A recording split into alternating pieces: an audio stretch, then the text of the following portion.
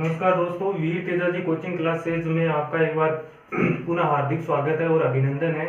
जैसा कि हमने पहला वीडियो अपलोड कर दिया है और आपने देखा भी है और आप भाइयों का बहुत प्रेम मिला और कल आपके कमेंट भी आए थे कि सर साइंस की क्लास लगाओ आप, और महिला और बाल अपराध की भी राजस्थान पुलिस के लिए आप विधिवत रूप से क्लासें लगाएं। तो आज से हम राजस्थान पुलिस के लिए, रेड के लिए, पटवार के लिए, दिल्ली पुलिस के लिए जनरल साइंस का टॉपिक विधिवत रूप से तैयारी शुरू करने जा रहे हैं। और आपका जो साइंस का जो मैटर रहेगा जनरल साइंस का, वो आपको सुनील जी सर करवाएंगे। इनको 5-6 साल का एक्सपीरियंस है और पहले भी गढ़वाल सर मतलब कई जगह सेवा दे चुके हैं। तो ज्यादा टाइम व्यतीत न करते हुए हम हमारे टॉपिक के ऊपर चलते हैं। Thank you Sunil ji. Thank you Derwal जी।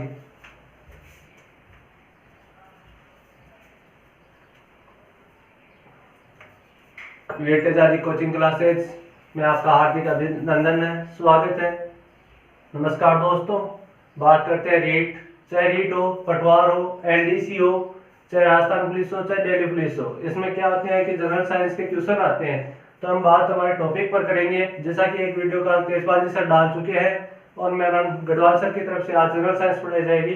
तो हम हमारे टॉपिक पर बात करते हैं जनरल साइंस।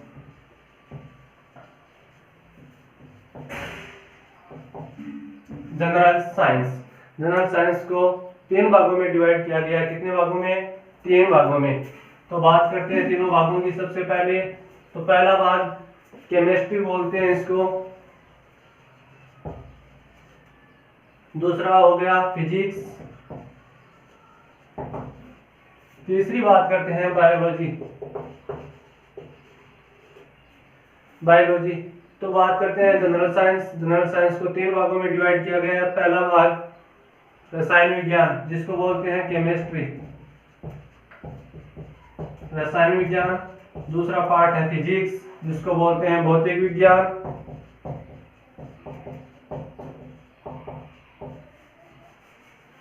तीसरी बात करते हैं जीव विज्ञान।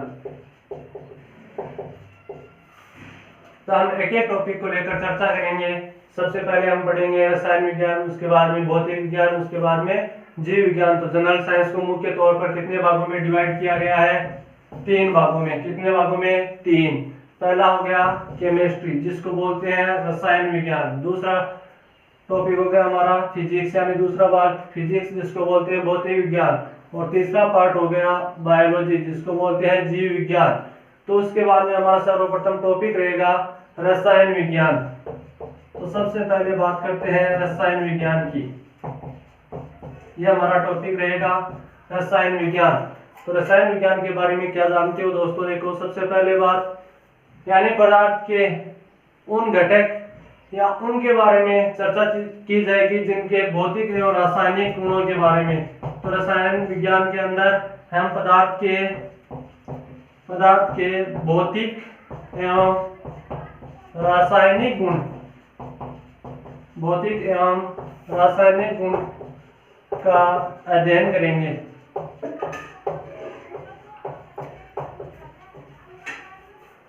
बात करते हैं रसायन विज्ञान की। तो रसायन विज्ञान में पदार्थ के भौतिक एवं रासायनिक गुणों का अध्ययन करते हैं। तो भौतिक गुण क्या होते हैं और रासायनिक गुण क्या होते हैं?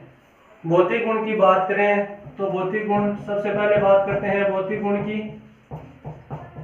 तो भौतिक गुण क्या है? किसी भी पदार्थ को एक अवस्था से दूसरी अवस्था में बदला जा सकता है और वापस उसी अवस्था में लाया जा सकता है। वो तो होता है भौतिक गुण, जिसमें क्या है, नए पदार्थ का निर्माण नहीं होता। भौतिक गुण में क्या होता है? नए पदार्थ का निर्माण नहीं होता। क्या नहीं होता? भौतिक गुण के अंदर नए पदार्थ का निर्माण नहीं होता। बात करते हैं किसकी? रासायनिक गुण की।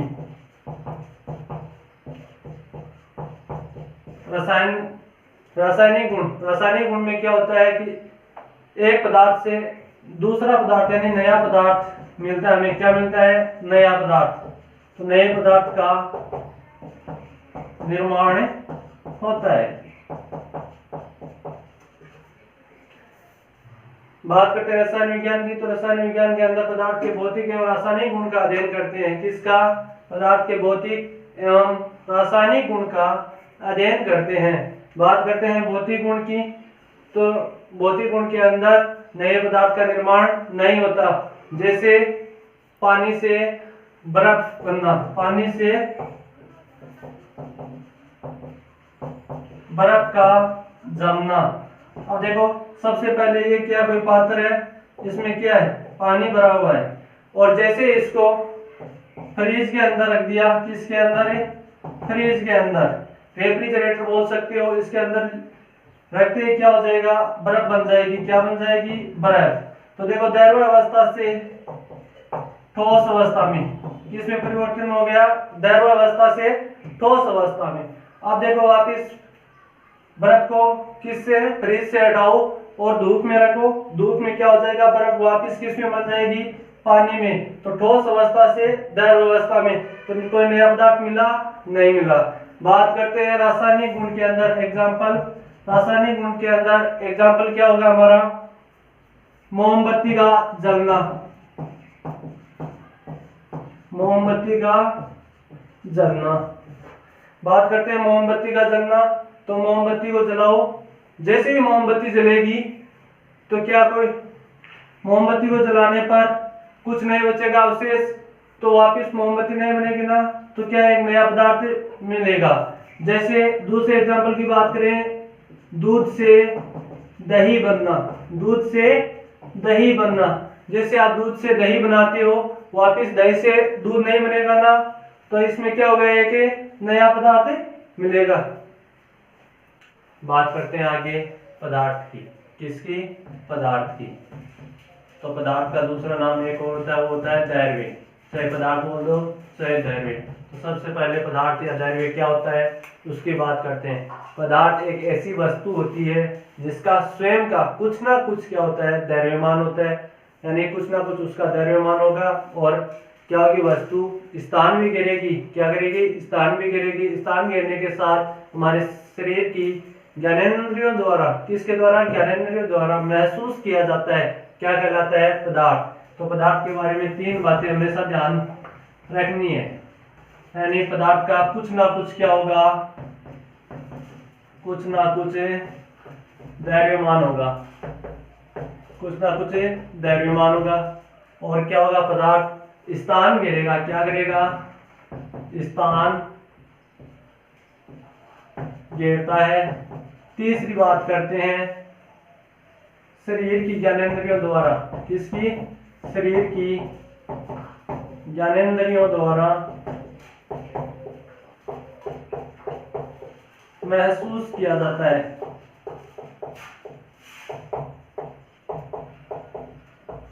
बात करते हैं पदार्थ की, तो पदार्थ का कुछ ना कुछ क्या होता है, द्रव्यमान होगा। दूसरी बात, पदार्थ क्या करेगा, स्थान घेरता है। तीसरी बात, शरीर की ज्ञानेंद्रियों द्वारा महसूस किया जाता है, तो वो होता है पदार्थ।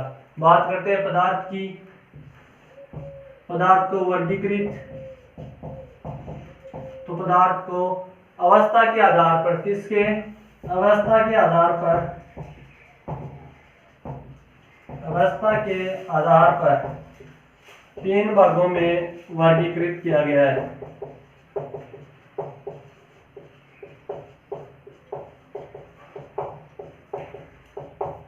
पदार्थ को अवस्था के आधार पर तीन भागों में वर्गीकृत किया गया है। सबसे पहले बात करते हैं ठोस,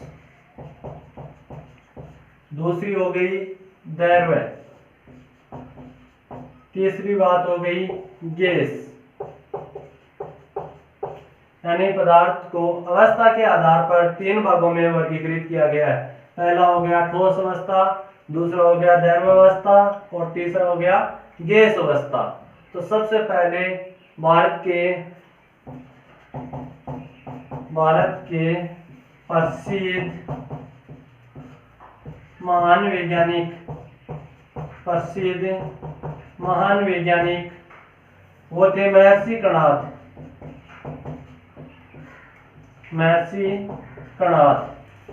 उसने बताया, महर्षि कणाद ने बताया कि पदार्थ अत्यंत सूक्ष्म कणों से मिलकर बना होता है, यानी पदार्थ अति सूक्ष्म छोटे से छोटे कण से मिलकर बना होता है, जिसको आगे विभाजित नहीं किया जा सकता। तो महर्षि कणाद ने क्या बताया, किसके बारे में, सबसे पहले परमाणु के बारे में बताया। तो परमाणु को सर्वप्रथम परमाणु के बारे में सर्वप्रथम किसने बताया? महर्षि कणाद ने, जो क्या है भारत के प्रसिद्ध महान वैज्ञानिक में से एक महर्षि कणाद है, जिसने परमाणु के बारे में सर्वप्रथम बताया। बात करते हैं परमाणु की। किसकी? परमाणु की।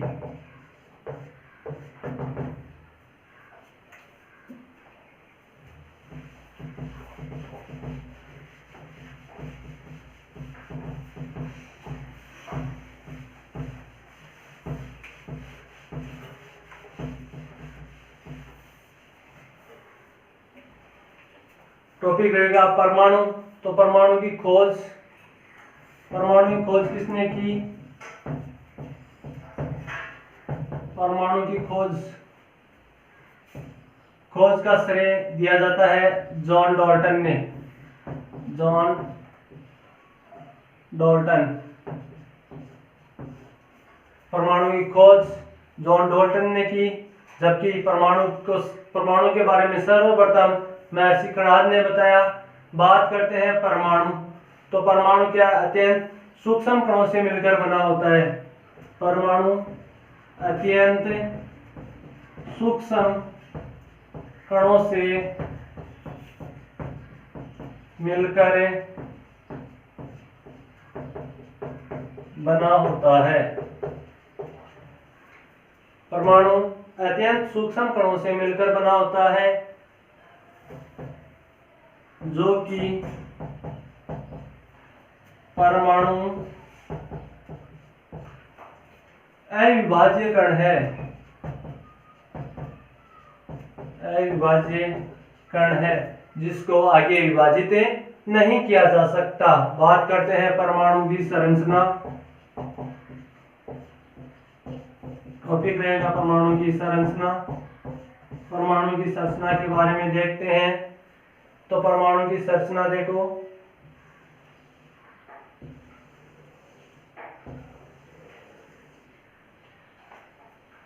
यह अंदर की कक्षा बोल दो, आंतरिक कक्षा, या इसी का दूसरा नाम होता है नाभिक। क्या बोलते हैं? नाभिक। ये इसकी बाहरी कक्षा बोल दो, चाहे कोष बोल दो, बात एक ही है। ये तो इसकी नाभिक, परमाणु की नाभिक, ये इसकी बाहरी कक्षा। और परमाणु में 3 मूलभूत कण पाए जाते हैं। परमाणु में 3 मूलभूत कण पाए जाते हैं। जो पहला कण पाया जाता है वो होता है इलेक्ट्रॉन, दूसरा प्रोटॉन,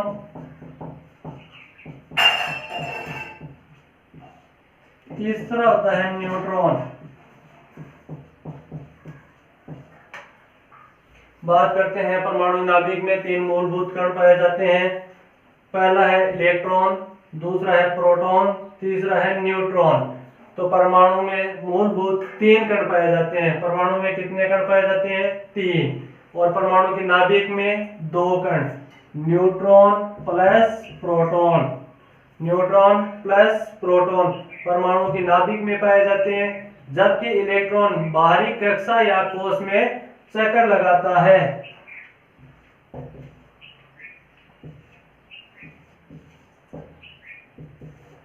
बाहरी कोष में क्या करता है? चक्कर लगाता है।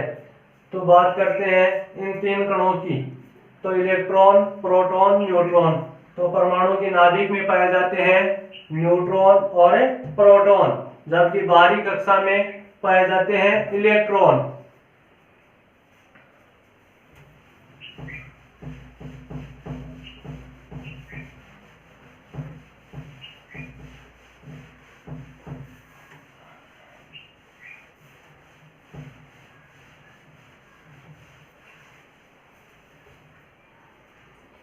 फिर बात करते हैं प्रोटॉन, इलेक्ट्रॉन, न्यूट्रॉन की खोज के बारे में।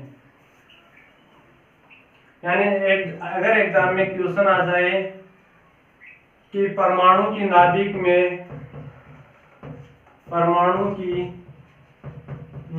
में कण पाए जाते हैं और आप ऑप्शन आपको मिलेंगे। फर्स्ट ऑप्शन में मिलेगा neutron plus electron, second option आपको मिलेगा इलेक्ट्रॉन प्लस प्रोटॉन, तीसरा ऑप्शन आपको मिलेगा न्यूट्रॉन प्लस प्रोटॉन, चौथा मिलेगा आपको नन ऑफ दीज। देखो पहले क्वेश्चन को ध्यान से देखो, परमाणु की नाभिक में कण पाए जाते हैं, तो परमाणु की नाभिक में कितने कण हैं? 2 कण पाए जाते हैं। कितने कण हैं? 2 कण। दोनों कणों में से बात करते हैं कौन कौन से। देखो न्यूट्रॉन प्लस इलेक्ट्रॉन, ये तो होगा नहीं, तो पहला ऑप्शन क्या हो गया? कैंसिल। दूसरा बात देखो इलेक्ट्रॉन यहाँ है, यहाँ भी इलेक्ट्रॉन है, तो ये भी अपने आप क्या हो जाएगा? कैंसिल हो जाएगा। फिर देखो न्यूट्रॉन प्लस प्रोटॉन, तो यह ऑप्शन आपका क्या हो जाएगा? राइट हो जाएगा। तो परमाणु की नाभिक में कण पाए जाते हैं, तो न्यूट्रॉन प्लस प्रोटॉन। इसके बाद में बात करते हैं हम दूसरा क्वेश्चन अगर आ जाए, क्वेश्चन नंबर 2। क्वेश्चन एग्जाम में आ जाए कि परमाणु में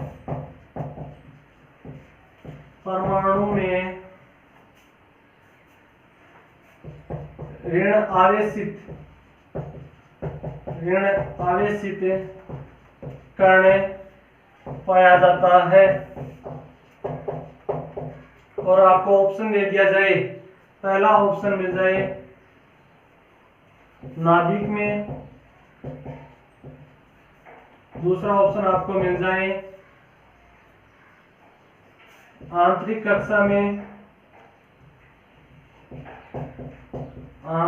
कक्षा में, तीसरा मिल जाए बाहरी कोश में, फिर चौथा ऑप्शन आपको मिल जाए नन ऑफ दीज। तो देखो बात करते हैं ऋणावेशित कौन सा कण होता है? इलेक्ट्रॉन, जैसा कि पहले बता दिया है ऋणावेशित इलेक्ट्रॉन है। तो देखो नाभिक में तो पाया नहीं जाता, नाभिक में पाया जाता है न्यूट्रॉन प्लस प्रोटॉन। बात करते हैं आंतरिक कक्षा, ये दोनों ऑप्शन सेम है, तो पहला ऑप्शन भी नहीं होगा, दूसरा भी नहीं होगा। तीसरा ऑप्शन की बात करते हैं बाहरी कोश, तो ये ऑप्शन हो जाएगा। चौथा ऑप्शन नन ऑफ दीज वाला भी रॉन्ग हो जाएगा, तो ऑप्शन नंबर 3 क्या हो जाएगा? राइट हो जाएगा।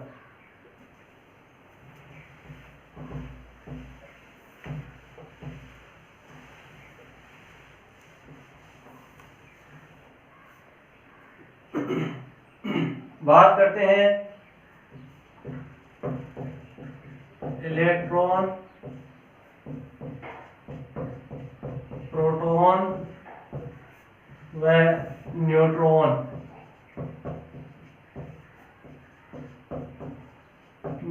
की खोज।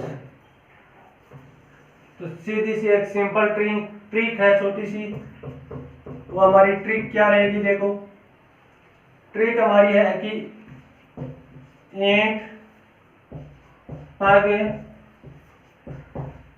नारद नचे। तो इलेक्ट्रॉन, प्रोटॉन और न्यूट्रॉन की खोज के बारे में एक सिंपल सी ट्रिक है, ईंट पग नारद नचे, ईंट पग नारद नचे। तो बात करते हैं ई से क्या हो जाएगा? इलेक्ट्रॉन। ई से क्या हो जाएगा? इलेक्ट्रॉन। बात करते हैं ट से थॉमसन, क्या हो गया? थॉमसन। और कई जगह लिखा हुआ मिल सकता है थॉमसन, क्या लिखा हुआ मिल सकता है? थॉमसन। बात करते हैं पी से क्या होता है? प्रोटॉन, क्या हो गया? प्रोटॉन। और गैस से हो जाएगा गोल्डस्टीन, क्या हो जाएगा? गोल्डस्टीन।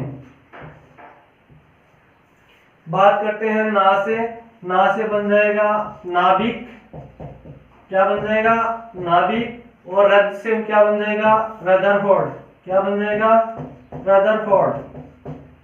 बात करते हैं एन, एन से हो जाएगा न्यूट्रॉन, क्या बन जाएगा न्यूट्रॉन,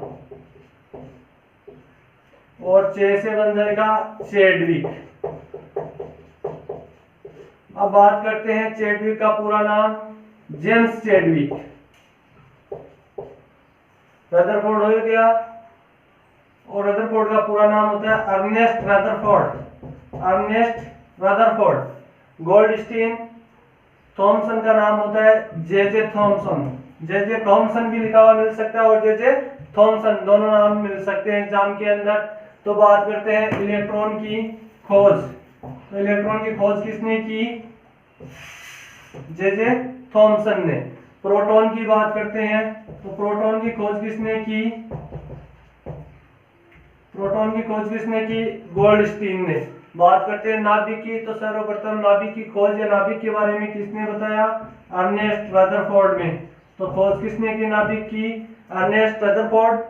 रदरफोर्ड अकेला भी लिखा हुआ मिल सकता है, अर्नेस्ट रदरफोर्ड दोनों नाम भी लिखे हुए मिल सकते हैं। बात करते हैं न्यूट्रॉन की, तो न्यूट्रॉन की खोज किसने की, जेम्स चैडविक ने।